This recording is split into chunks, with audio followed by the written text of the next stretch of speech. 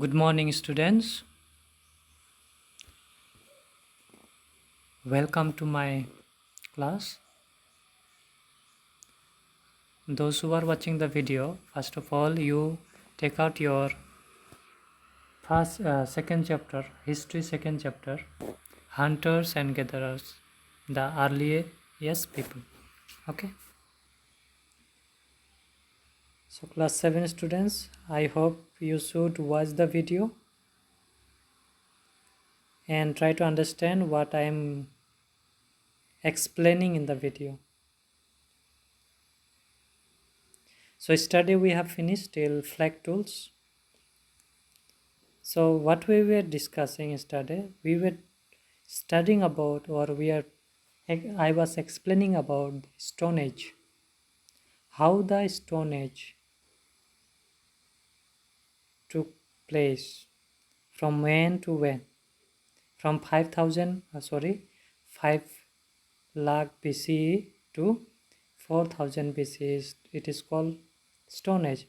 And again, Stone Age has been divided into 3 periods: Paleolithic or Old Stone Age, Mesolithic or Middle Stone Age, and Neolithic, New Stone Age.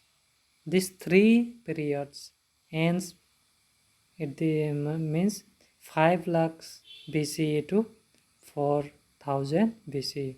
After that, Copper Stone Age begins. So yesterday we have finished Paleolithic Age, that is between 5 lakhs to 10,000. And we also have discussed about the life of Paleolithic men, how they were and how we came to know that they lived in that way or this way. So we came to know from the various sources, getting the tools, weapons, core tools, flag tools.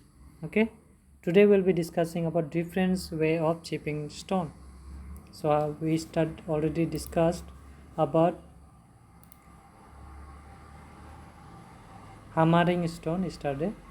So today we'll discuss it in very clear way.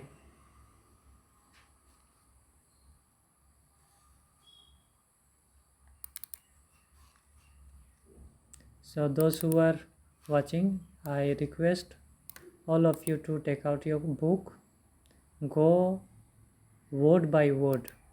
Okay, go word by word so that you may not have any problem. And these days all are busy, I know, in studies. You should be busy in your studies.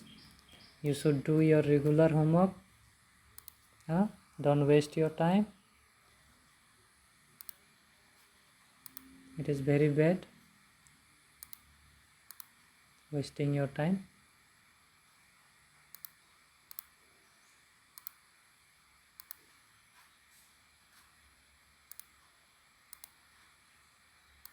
So take out, hope you have taken out.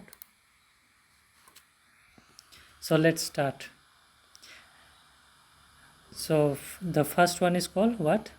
Hammering stone, by which different shapes of stones were made. So till we finish this one, required shape. The second technique is called pressure flaking. So here you can see it is known as pressure flaking. If you pressurize, then it will get cut. In this method, a small flat stone, a piece of stone flint was detached from a large one by applying pressure. So they were pressurizing one tool to another to cut it and give it a shape, different shape. Direct method or hammering. Direct hammering, then in this method a pebble or a piece of bone or a wood was used as a hammer to chip off pieces from a softer pebble or a chunk of stone. So directly, hammering, just hitting one heavy stone with another. In that way they were making a tool. Indirect method or pressuring flicking. Indirect means they were not hammering it. not hitting it, just giving little bit pressure. This method was used to shape tools from flakes. The flake to be shaped was placed on a hard surface. A long pointed piece of bone or a wood, like a chisel, was then placed on the hard surface and hammered with another piece of bone or piece of a stone. Just they were flicking it, just cutting it. Okay, flicking means they are cutting small pieces of stones and making it and giving it a shape of a tool. Art and architecture. Towards the end of the old Stone Age, white and beauty cave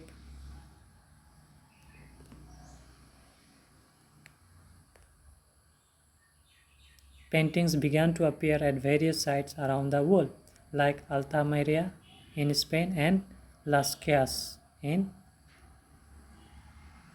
France.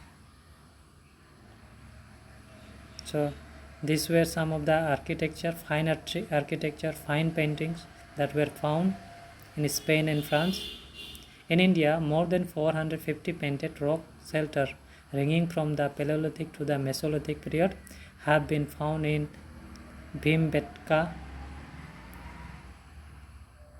The paintings depict scenes from everyday life of men: hunting, riding, dancing, performing religious rituals of women, grinding and preparing food for children, running and jumping. Apart from this, pictures of animals have also been painted. So in that Bhimbetka painting you can see, or we can see, uh, life of a man: hunting, riding, dancing, performing rituals, no? Grinding and preparing food, children and running and jumping. So this type of pictures can be seen on that painting. The colors used in paintings are red, green, white and orchidry. The paints were perhaps made by grinding various rocks and minerals and mixing them with water and some sticky substance such as resin from trees. Okay, these were how they use color. Mainly they were using the four colors: red, green, white and orchidry. Discovery of fire. In that period, on the Paleolithic period, there was a discovery of fire.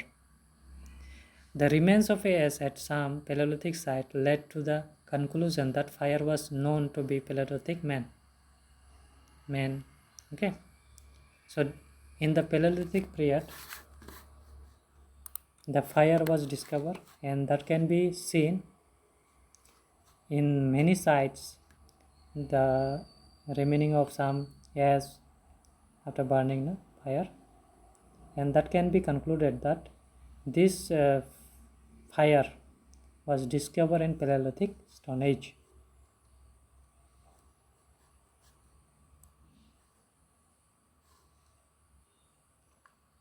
Next,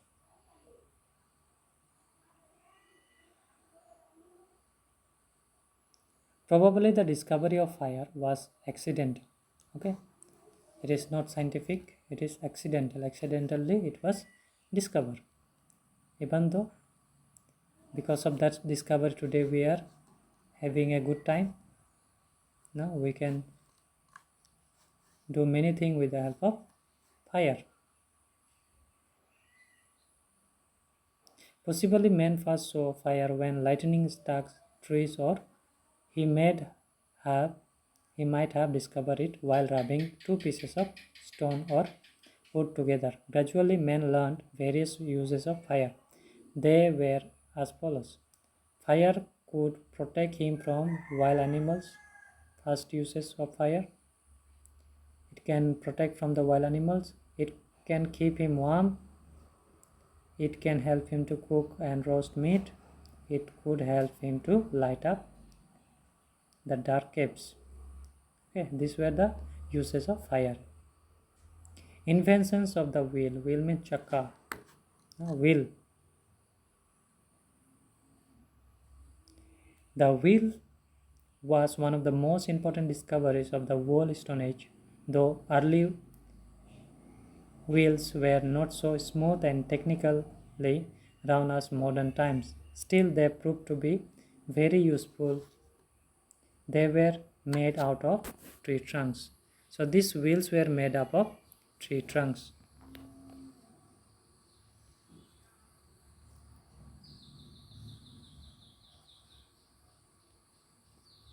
So this case study you should study yourself. You should read it in your home. So after that comes so we came to know about Paleolithic age. So many things we came to know. The uses of stones as the tool. Second one is uses of fire and invention of way. So these three important things have been discovered during the Paleolithic age, that is between 5 lakhs to 4000 BCE. You have to remember this one.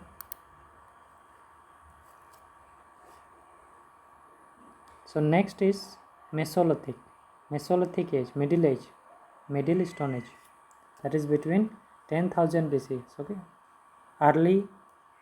early Stone Age, that is 5 lakhs to 10,000 BCE.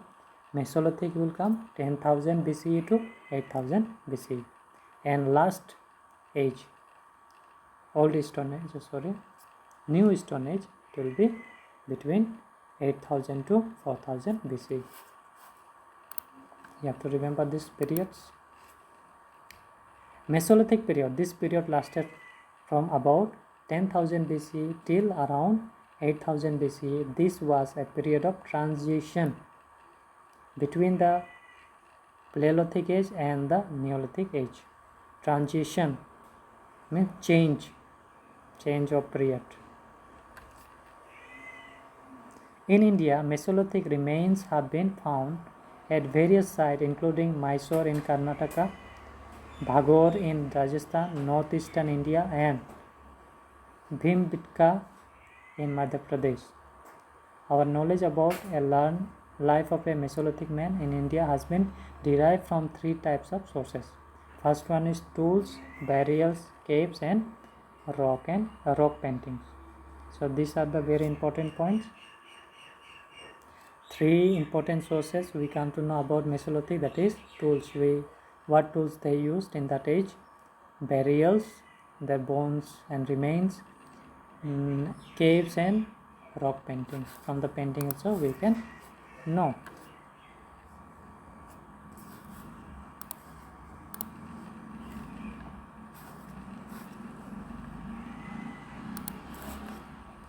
Next, domestication of plants and animals. Tools. We'll discuss the tools.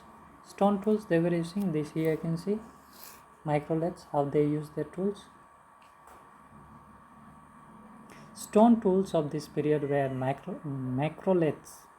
They were usually small stone tools like blades, ranging from 1 centimeter to 5 centimeter in length. Some of them were fixed on bone or wood and used as spears, saws, knives, and arrows. These tools were sharper than the early period and improved an efficiency of the early men. That means they have updated the new tools, updated version of the tools, you can say.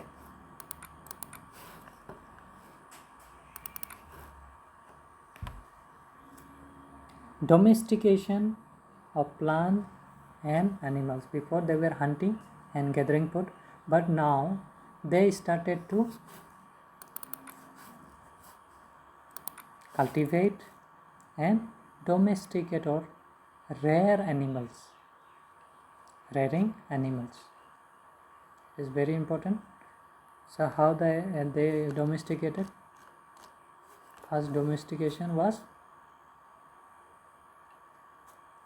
most of you know, it is dog. Most of the book, if you read, first domestication animal is dog.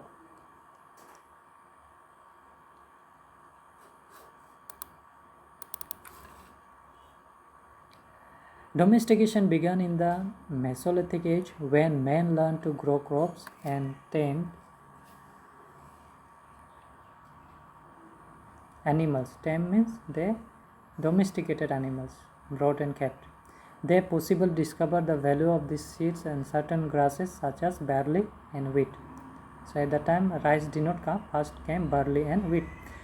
Men might have then experimented by dropping these seeds into the soil at certain places and later found plants growing at these places.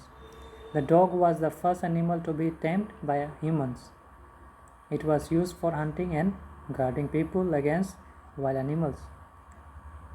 So this was all about domestication of animals and plants.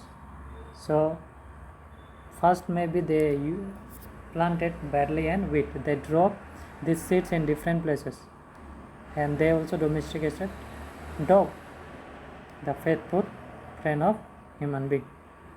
Okay, till here we'll wind up. Okay, 16 minutes already, so it will take time for you to understand it. I'll continue this class in next class. Okay, thank you. Read the book, okay, and try to go through the explanation. Thank you and have a nice day.